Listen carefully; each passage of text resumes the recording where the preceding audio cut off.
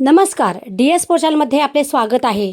जिद्द आणि चिकाटीच्या जोरावर ग्रामीण भागातील मुलं कशी गगनभरारी घेऊ शकतात याचं उत्तम उदाहरण येवला तालुक्यातील सावरगाव येथील वैभव रामदास काकड यांनी घालून दिले आहे.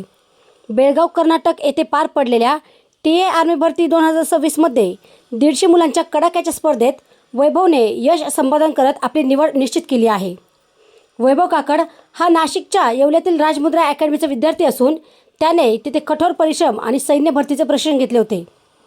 नुकत्याच बेळगाव कर्नाटक येथे झालेल्या भरती प्रक्रियेत अत्यंत कठीण शारीरिक आणि लेखी चाचण्या पार करत वैभवने 150 मुलांच्या तुकडीतून आपले स्थान निश्चित केले.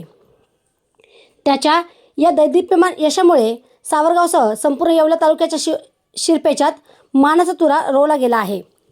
वैभवच्या या यशाची दखल घेत येवला तालुक्यातील सामाजिक कार्यकर्ते संभाजीराजे पवार यांच्या मित्रमंडळाच्या वतीने त्याचा विशेष सत्कार करण्यात आला. ग्रामीण भागातील तरुणांनी वैभवचा आदर्श घेऊन देशसेवेसाठी पुढे यावे असे आवाहन यावेळी करण्यात आले. कार्यक्रमादरम्यान वैभवला शाल, श्रीफळ आणि पुष्पगुच्छ देऊन सन्मानित करण्यात आले. यावेळी संभाजीराजे पवार मित्रमंडळाचे सदस्य, सावरगावचे ग्रामस्थ आणि राजमुद्रा अकॅडमीचे प्रशिक्षक उपस्थित होते. वैभवच्या या यशाबद्दल त्याच्या सर्व स्तरातून कौतुक होत आहे. DS4 मराठी न्यूजसाठी दीपक सोनवणे, येवला. भाचा आज मिलिटरीमॅन झाला. वैभव काकड गेल्या अनेक वर्षापासून तो या अकॅडमीत प्रयत्न करत होता आणि त्याला आज यश मिळालं. आमच्या मित्रमंडळाच्या वतीनं त्यांचा सत्कार करण्यात आला आणि मी सर्व युवकांना आवाहन करतो की आपण अकॅडमीत जॉईन होऊन या देशाचं प्रतिनिधित्व करण्यासाठी, आपण सेवा करण्यासाठी नक्कीच या वैभव काकडची प्रेरणा घ्यावी अशी मी आणि वैभवला खूप अशा शुभेच्छा व्यक्त करतो. माझं नाव वैभव रामदास काकड.